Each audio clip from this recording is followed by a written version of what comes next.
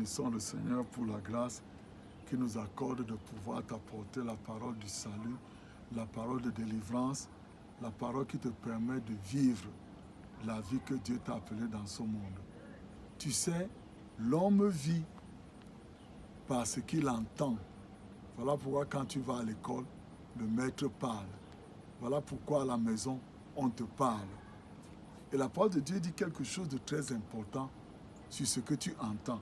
La parole de Dieu dit que ainsi, la foi vient de ce qu'on entend, et ce qu'on entend vient de la parole de Christ. Romains 10, verset 17. Qu'est-ce que ça veut dire? Ça veut dire que quand tu entends que Jésus-Christ est venu dans ce monde sur un corps humain, il a porté toutes tes maladies et de ses meurtrissures, tu as été guéri. Tu dois entendre ça tout le temps, pour que cela entre dans ton cœur, et de ton cœur maintenant, cela conduit le sang dans tout ton corps pour que tu sois guéri. Donc il est très important, frères et sœurs, que tu saches ce que tu entends. Si tu es assis toute la journée à entendre que les maladies, ceci, quand tu as ces symptômes-ci, ça va te tuer, quand tu as ceci, cela, et que tu n'as pas de solution pour ça, ce que tu as entendu va te tuer. Donc, je vais te donner un exemple de quelqu'un qui a fait quelque chose dans la Bible. Je ne peux que te parler de la Bible. Noé. Dans Hébreux 11, verset 17, la parole de Dieu dit que c'est par la foi que Noé divinement avertit des choses qu'on ne voyait pas encore. Il a été divinement, ça veut dire qu'il entendait, il passait son temps à écouter Dieu. Malgré qu'il y avait des choses, le bruit autour de Noé, les choses se passaient, mais Noé, il avait toujours un temps où il devait chercher à écouter Dieu. Donc il n'était pas distrait dans son entente avec Dieu.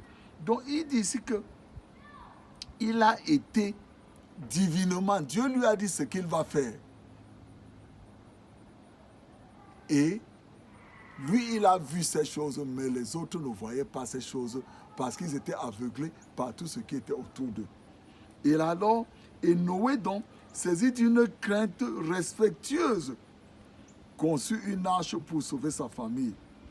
Et c'est par elle qu'il condamna le monde et devint héritier de la justice qui s'obtient par la foi.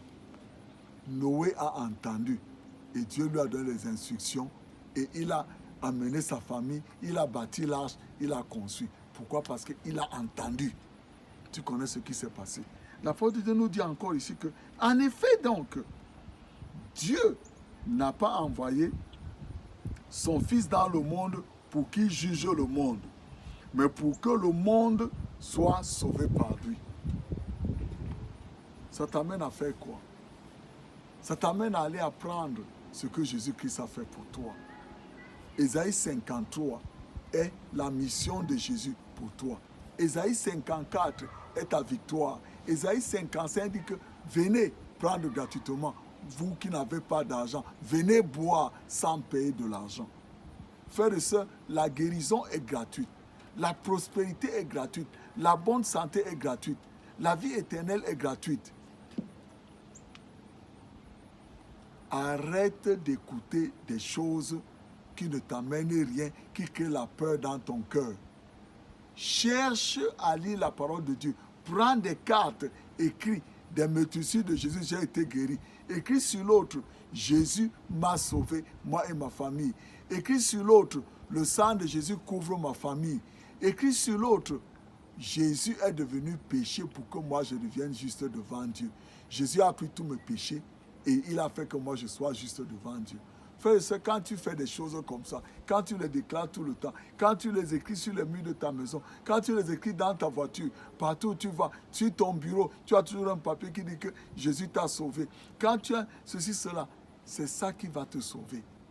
Ce n'est pas la grande connaissance que tu as des mathématiques qui vont te sauver. Ce n'est pas la grande connaissance des nourritures que tu manges pour maigrir qui va te sauver. C'est la connaissance de qui est Jésus-Christ pour ta vie. Donc je prie donc aujourd'hui que le Seigneur t'aide cette semaine. La semaine dernière, je t'ai dit de prendre ce que Jésus a fait. Comme il est assis à la droite du Dieu de paix, tu ne vois pas ces choses. Mais tu apprends ce que Jésus représente aujourd'hui. Et comme ça, toi, prends ces choses-là, entends-les, écris-les, parle d'elles quand tu es assis dans ta maison. Et tu vas voir la manifestation de cela dans ta vie. Je prie que le Seigneur te bénisse cette semaine.